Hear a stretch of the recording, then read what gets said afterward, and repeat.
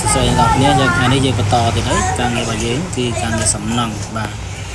ការសង់ផ្ទះដែលអស់ថវិការាំងទទួលតែបានចេះសាទៅណាបាទឥឡូវយើងមកទិញដែកហើយបាទ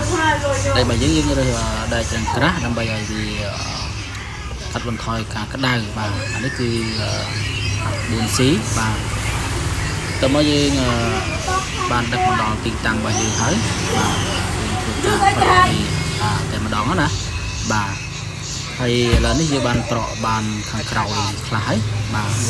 សារតែសកម្មភាពហ្នឹងយើងជាងហើយនឹងខ្ញុំហ្នឹងទៅ2នាក់ទេអញ្ចឹងក៏បានប្រក់បាទចុះលើកឡើងចុះឡើងណាបាទអញ្ចឹងទេការនេះក៏វាពិបាកអញ្ចឹងគាត់កាត់ខ្លះបាទហើយឥឡូវជាងគាត់កំពុងតែបាញ់វិសបាទនៅដបូលខាងលើបាទឲ្យអស់ខាងលើនឹងហើយបានយើងចុះមកធ្វើនៅផ្នែកខាងក្រោមនៅជញ្ជាំងបាទឥឡូវយើងបានវាយជញ្ជាំងរួចរាល់តទៅពីយើងវាយជញ្ជាំងយើងនឹងចាក់ជើងបាទ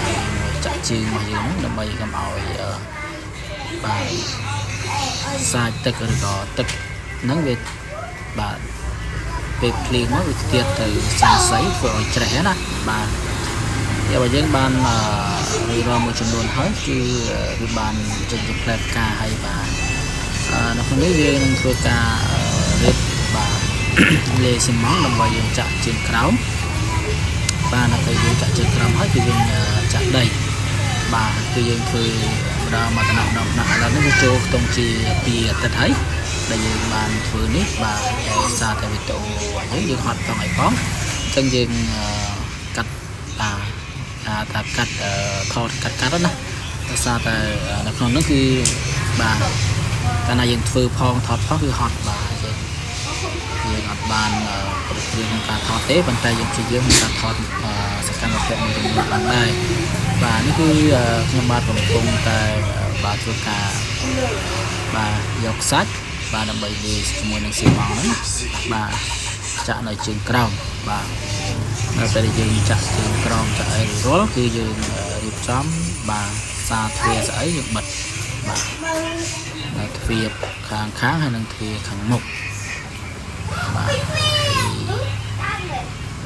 យើងចំណាយថវិកាតិចប៉ុន្តែយើងចំណាយកម្លាំងច្រើនហត់បាទដោយសារយើងធ្វើខ្លួនឯងណាបាទ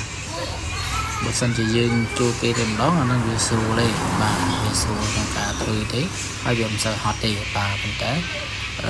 យើងធ្វើខ្លួនឯងគឺយើងចំណាយកម្លាំងផងបាទចំណាយថវិកាផងបាទយើងលះបង់នៅបាទកម្លាំងរបស់យើងបាទដូចជាថវិការបស់យើងបាទដើម្បីគេហៅថាកាត់បន្ថយការចំណាយបាទដើម្បីកាត់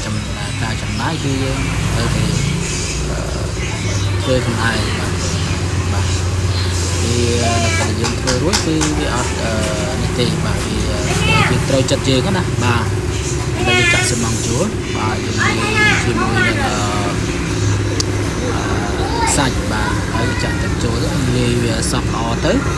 ហើយនេះយើងដល់វាយើងបានពូកđấyបាទយើងពូកជើងក្រោមហ្នឹងបាទយើងពូកជើងក្រោមបានរួចរាល់ហើយបាទនេះគឺយើងដោយសារតែយើងរៀបវាហត់បាទអញ្ចឹងទេយើងព្យាយាមទេណាបាទព្យាយាមកាត់បន្ថយការថតតិចបាទដោយសារសកម្មភាពរបស់យើងបាទឥឡូវបានរួចរាល់បានទុំពី80%ហើយបាទ